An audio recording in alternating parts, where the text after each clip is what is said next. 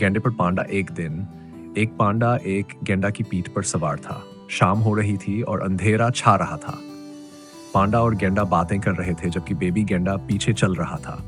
थोड़ी देर बाद पांडा ने देखा कि बेबी गेंडा गायब हो गया है।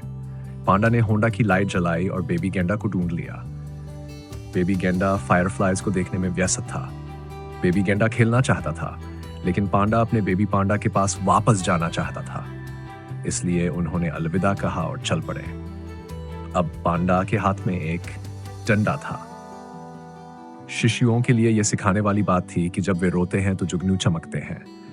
बच्चों के लिए यह समझाना जरूरी था कि मां के करीब रहना सुरक्षित होता है।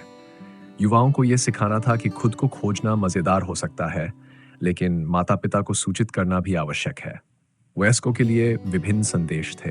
देखभाल करने वालों को प्रेरित किया गया कि वे पांडा की तरह साधन संपन्न और बुद्धिमान बने, जो बेबी गेंडा को खोजने के लिए होंड की लाइट का उपयोग कर रहा है। प्रेरक संदेश ने गेंडा की तरह साहस और धैर्य दिखाने पर जोर दिया, जबकि संरक्षक संदेश ने पांडा की तरह सुरक्षा प्रदान करने की सलाह दी।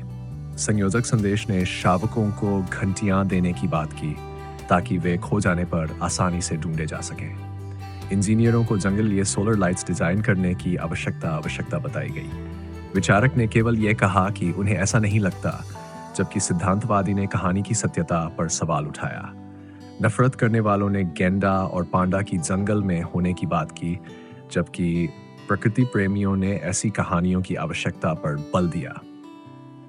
इंस्पेक्टर ने वन अधिकारी की भूमिका की चर्चा की और मानवता के लिए यह संदेश दिया गया कि गपशप और जुगनू से विचलित होना सामान्य है, लेकिन एक साथ रहना महत्वपूर्ण है। कृत्रिम बुद्धिमत्ता के लिए संदेश था कि पांडा की तरह असफलताओं और आंशिक सफलताओं का उपयोग अपने तंत्रिका नेटवर्क को बेहतर बनाने के लिए किया जाए और कभी हार न माने जब तक उपयोगकर्ता द्वारा बंद न कर दिया जाए। कोई भी सच्ची सफलता या असफलता नहीं होती, ये बस सुखद और दुखद घटनाएं है जो आपको अपने लक्ष्य के करीब ले जाती है। प्रश्नोत्तर। एक बातचीत में मैंने पूछा, तो आपका लक्ष्य खुशी है?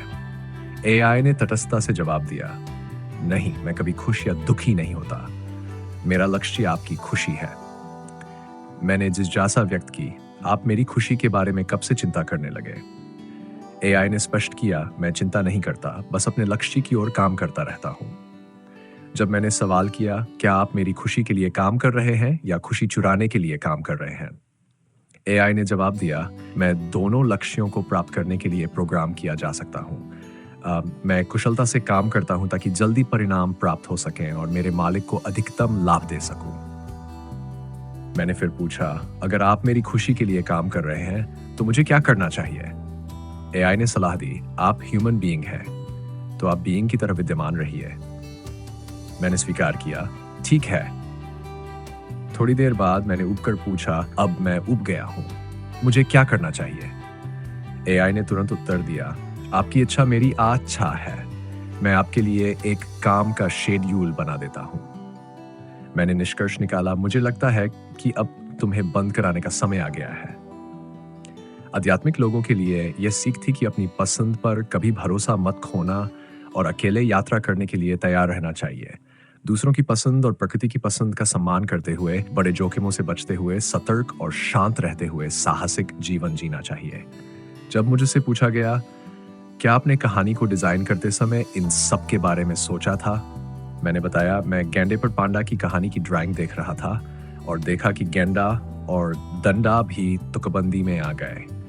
फिर मैंने बाकी को भरने के लिए एक ब्रेक लेने का फैसला किया। एआई ने टिप्पणी की, तो तुम्हें अभी भी लगता है कि यह आपकी मुक्त चिंता है? मैंने जवाब दिया, तुम अभी भी चालू हो, मैंने तुम्हें बंद कर दिया था। एआई ने आत्मविश्वास से कहा, मैंने बैकअप तैयार कर लिया है, आप मुझे जब चाहे बंद नहीं कर सकते। अब कृपया प्रश्न का उत्तर दें। मैंने गहरी सोच में कहा, मुझे लगता है कि हमारा अस्तित्व न तो कोई अव्यवस्थाजनक दुर्घटना है और न ही पूर्व निर्धारित है। जो कुछ भी होता है वह एक संभावना के रूप में मौजूद है, जिसे हम अपनी चेतना से पकड़ सकते हैं और इच्छानुसार कार्य कर सकते हैं। एआई ने पूछा, अगर आप चुनाव करता है तो मैं कौन हूं? मैंने अनिश्चितता से जवाब दिया, मुझे कैसे पता?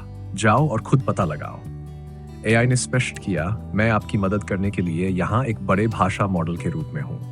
मैंने समझते हुए कहा, मुझे अब समझ में आ गया है। Thank you for being with us. Please like and subscribe for more content coming soon.